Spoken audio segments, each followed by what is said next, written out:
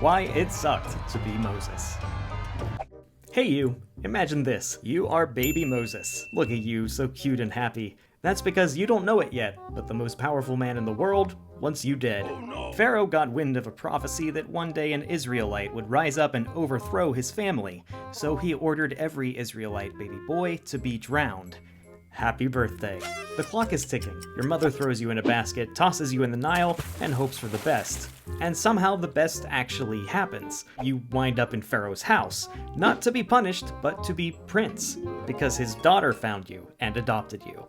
And just like that, you, a doomed Israelite baby, become an heir to the Egyptian throne. Fast forward a couple decades, and life in the palace is pretty sweet. You've got servants, parties, those weird hairless cats that people worship. But something always feels off.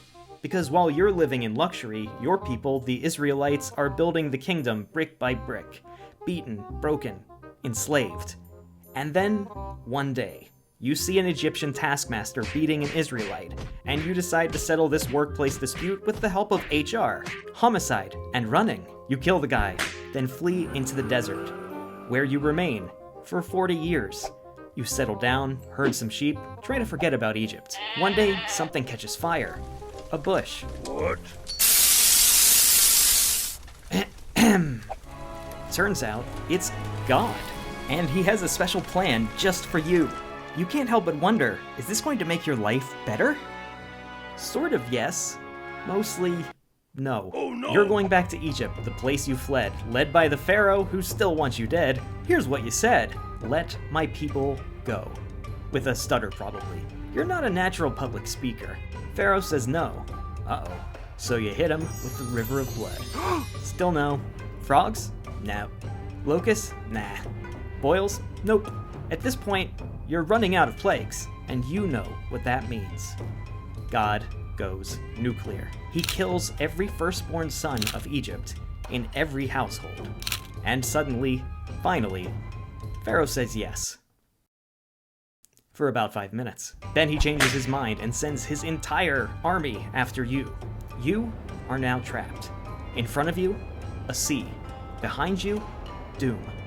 So you raise your staff, pray this works, and the sea splits in two. You run. Pharaoh's army follows, and the second the last Israelite makes it across, the Red Sea earns its name. Yeah. You did it. Your people are free. Nice job, Moses. Surely this is the part where you get rewarded, right? Sort of yes? Mostly no. For the next 40 years, you lead an entire nation through the desert. But at least they're very grateful. Just kidding. They complain about everything. When God sends manna from heaven, they don't like the taste. When you make a video about them, they don't even like and subscribe. That was a joke. Some of them even say, you know what? Slavery? That sounds pretty good right about now. God calls you for an emergency mountaintop meeting. You tell everyone to stay put and definitely don't worship anything dumb. God gives you his 10 commandments. Your people build a golden cow and they worship it. What in the heck is even that? That is ridiculous. You're so mad that you break the 10 commandments in half. You get a new copy, you put them in a fancy box. Hopefully that never falls into the wrong hands. Next up, more suffering. Through doubt, famine, and war, you guide your people. And then, finally, you see it. The promised land.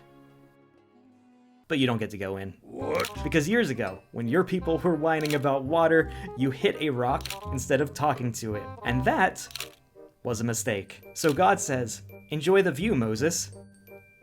That's all you're gonna get. As you die, you think, well, I never got to enter the promised land myself. But maybe I did something more important. I endured decades of hardship so that an entire nation could have a future.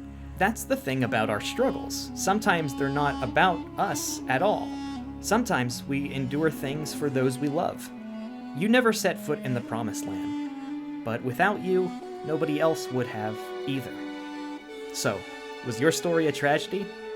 Sort of, yes. Mostly? No. Thanks for watching. This is my first video. Please like and subscribe.